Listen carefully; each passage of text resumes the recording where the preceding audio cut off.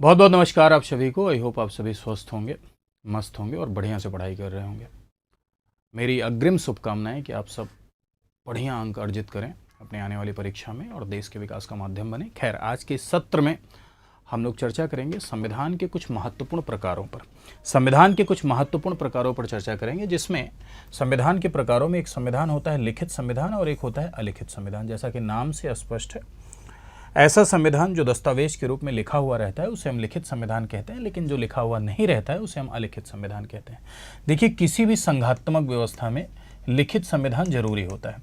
संघात्मक व्यवस्था में लिखित संविधान इसलिए जरूरी होता है क्योंकि संघात्मक व्यवस्था में केंद्र और राज्य दोनों है। ठीक है, संघ और राज्य दोनों का अस्तित्व है। अगर आप लिखेंगे नहीं, यहाँ लिख के शक्ति बांटो, तब तो झगड़ा हो ही जाता है ना। लिख के शक्ति बांटने पर झगड़ा हो ही जाता है। केंद्र राज्य में तनाव आप न्यूज़पेपर में पढ़ते ही होंगे, और आप लिखोगे नहीं तब का हाल होगा। तो ऐसे में लिख कर शक्तियों का बंटवारा करना बहुत जरूरी होता है जहां संघात्मक व्यवस्था होती है। और भारत देश में भी आप देखते हैं कि संघात्मक व्यवस्था है। हालांकि भारत की संघात्मक व्यवस्था अमेरिका की तरह नहीं है। भारत देश में केंद्र मजबूत है, लेकिन संघात्मक व्यवस्था होने के नाते भारत देश में आप देखेंगे कि लिखित संविधान है, रिटन कॉन्स्टिट्यूशन है।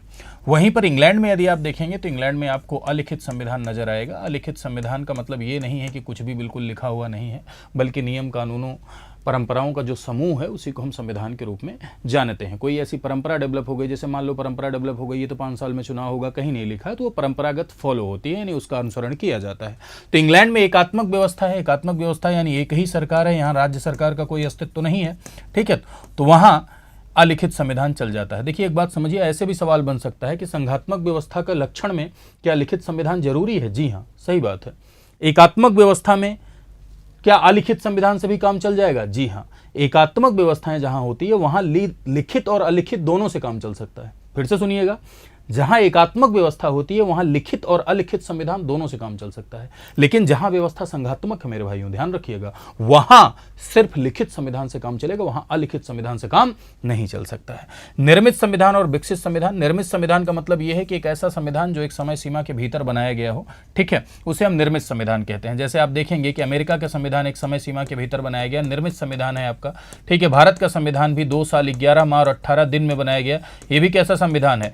निर्मित संविधान है, या इसे ड्राफ्टेड कॉन्स्टिट्यूशन कहते हैं, जो ड्राफ्ट किया गया हो। जैसे संविधान सभा के द्वारा भारत का संविधान ड्राफ्ट किया गया, भारत का संविधान एक निश्चित समय सीमा के भीतर संविधान सभा के द्वारा बनाया गया, निर्माण किया गया, तो इसलिए उसे निर्मित संविधान कहते हैं। विकसित संविधान जो समय के साथ साथ विकसित होता हो, है ना, भविष्य में कोई और परंपरा बन जाए तो वो भी संविधान का भाग हो। जैसे इंग्लैंड का संविधान समय के साथ साथ नियम कानून और जो परंपराएं हैं, प्रथाएं हैं, उन्हीं के समूह को संविधान कहते हैं वहां पर। तो समय के साथ वो क्या हुआ है? डेवलप हुआ है, डेवलप होता रहता है, तो उसे हम क्या कहते हैं? विकसित संविधान कहते हैं, डेवलप्ड कॉन्स्टिट्यूशन कहते हैं। कठोर और लचीला, तो ये जो कठोर और लचीला का वर्गीकरण है, ये संशोधन को ध्यान में रखते हुए किया गया है। ऐसे संविधान जिसमें संशोधन या तो संभव न हो या संशोधन की प्रक्रिया बहुत कठिन हो, उसे कठोर संविधान कहते हैं। फिर से सुनिएगा, ऐसे संविधान जहां संशोधन या तो संभव न हो या संशोधन की प्रक्रिया बहुत कठिन हो, उसे कठोर संविधान कहते हैं। और ऐसे संविधान जहां संशोधन की प्रक्रिया बहुत सरल हो, उसे हम लचीला संविधान कहते हैं। ध्यान रखने योग्य बात यह है कि संघात्मक व्यवस्था में हमेशा संविधान क्या होगा? कठोर होगा, क्योंकि संघात्मक व्यवस्था में केंद्र और राज्य दोनों होते हैं, और जब संशोधन करोगे तो केंद्र और राज्य दोनों की सहमति लेनी पड़ेगी, और दोनों की सहमति लोगे तो प्रक्रिया कठिन हो जाएगी। इसीलिए संघात्मक व्यवस्था में संविधान कठोर होते हैं। और एकात्मक व्यवस्था में सिर्फ एक सरकार होती है, केंद्र सरकार। केंद्र सरकार अकेले संशोधन कर लेगी, इसीलिए एकात्मक व्यवस्था में संविधान लचीला होता है। फिर से सुनिएगा, संघात्मक व्यवस्था का लक्षण है कठोर संविधान, एकात्मक व्यवस्था का लक्षण है लचीला संविधान। अब सवाल उठता है, भारत, तो भारत में आप जानते हैं कि व्यवस्था संघीय है, लेकिन केंद्र की तरफ झुकाव है, यानी हमने संघात्मक और एकात्मक दोनों लक्षणों को अपनाया है। सशक्त केंद्र के साथ संघीय व्यवस्था हमने अपनाई है, मजबूत केंद्र के साथ संघीय व्यवस्था हमने अपनाई है। तो ऐसे में आप देखेंगे कि भारतीय संविधान की यदि आप बात करें तो भारतीय संविधान की कुछ बातें ऐसी हैं जिसमें संशोधन बहुत कठिन है, यानी केंद्र और राज्य दोनों की सहमति की आवश्यकता होती है। और भारतीय संविधान की कुछ बातें ऐसी हैं जिसमें संशोधन बहुत सरल है, यानी अकेले केंद्र सरकार संशोधन कर लेती है। तो इस तरह से हम भारत को कहते हैं कि भारत का संविधान कठोर और लचीला दोनों है, या भारत का संविधान कठोरता और लचीलापन का सम्मिश्रण है, या भारत का संविधान आंशिक रूप से कठोर या आंशिक रूप से लचीला है, यानी दोनों है। संघात्मक और एकात्मक लक्षण भारत के संविधान में दोनों है। तो ऐसे में भारत के संविधान की कठोरता संघात्मकता को निरूपित करेगी, संघात्मकता को दर्शाएगी, और भारत के संविधान का लचीलापन एकात्मकता को दर्शाएगा। इस बात को ध्यान रखिएगा, ठीक है। तो देखिए, भारत, यदि आप संशोधन पढ़े हैं, संविधान संशोधन पर मैंने एक वीडियो बनाया था, उसको आप जाके देख लीजिएगा। भारतीय संविधान की कुछ बातें ऐसी हैं जिनमें संशोधन अकेले संसद कर लेती है, अकेले संसद। और संविधान की कुछ बातें ऐसी हैं जिनमें संसद के साथ साथ आधे राज्यों की भी सहमति की आवश्यकता होती है। तो ऐसी बातें जिसमें आधे राज्यों की भी सहमति की आवश्यकता होती है, वो कठोरता को दर्शाती हैं, राइट। अमेरिका का संविधान कैसा है? कठोर है, क्योंकि अमेरिका में केंद्र और राज्य दोनों की सहमति की आवश्यकता होगी। इंग्लैंड का संविधान कैसा है? इंग्लैंड का संविधान लचीला है। एक बार फिर से देखिए सारी बातें।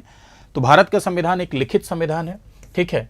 क्या अलिखित संविधान भारत देश में चल सकता है? क्या नहीं, भारत देश में अलिखित संविधान नहीं चल सकता है, क्योंकि भारत देश में केंद्र राज्य दोनों है, तनाव की स्थितियां उभरेंगी। दूसरी बात, अलिखित संविधान किसी ऐसे देश में चल सकता है जहां पर जागरूकता का स्तर बहुत ज़्यादा हो, अवेयरनेस का स्तर बहुत ज़्यादा हो। और भारत देश में उस समय जब संविधान लागू हुआ तब जागरूकता का स्तर कम था, और आज भी अगर देखा जाए तो भारत देश का लोकतंत्र इमेच्योर है, अपरिपक्व है, अभी भी यहाँ जागरूकता का स्तर कम है। तो अलिखित संविधान चलने की संभावना भारत देश में नहीं है।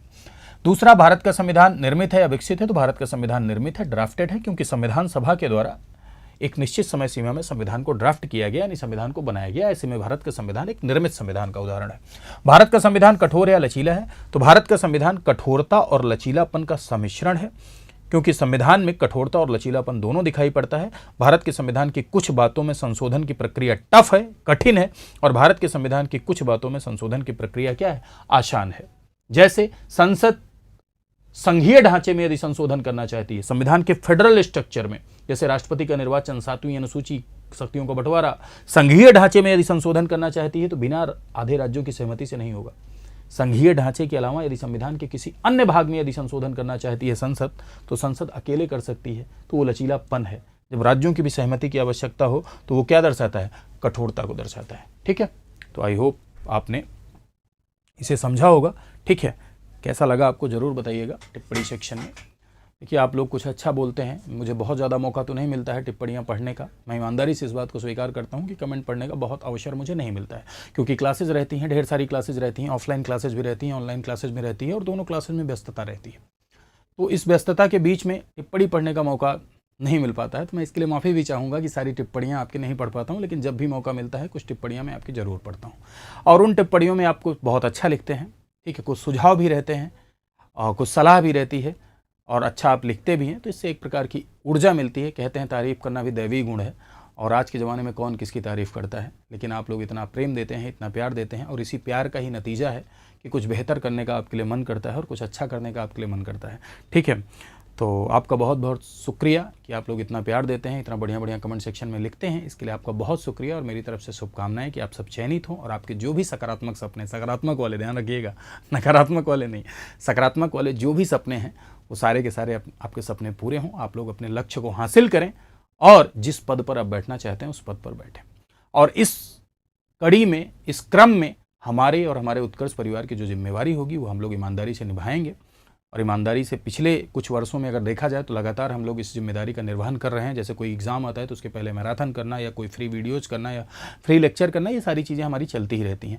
रही बात, आपने कमेंट सेक्शन में पॉलिटी के मैराथन की बात की थी, तो पॉलिटी के मैराथन सेशन भी आने वाला है। 24 तारीख को पॉलिटी का मैराथन होगा, लगातार जो है 9-10 घंटे का मैराथन होगा। उसमें हम लोग प्रश्नों की श्रृंखला के साथ चर्चा करेंगे, सारे टॉपिक के प्रश्नों का पोस्टमार्टम करेंगे, ठीक है। प्रश्नों की श्रृंखला के साथ चर्चा होगी। तो आज के लिए इतना ही। Thank you so much to all of you. खूब खुश रहिए, स्वस्थ रहिए, आगे बढ़िए, मोटाइए। मोटाने का अर्थ बिल्कुल भी फूलना नहीं है, मोटाने का अर्थ है क्या? बी हेल्दी, यानी स्वस्थ रहना, ठीक है।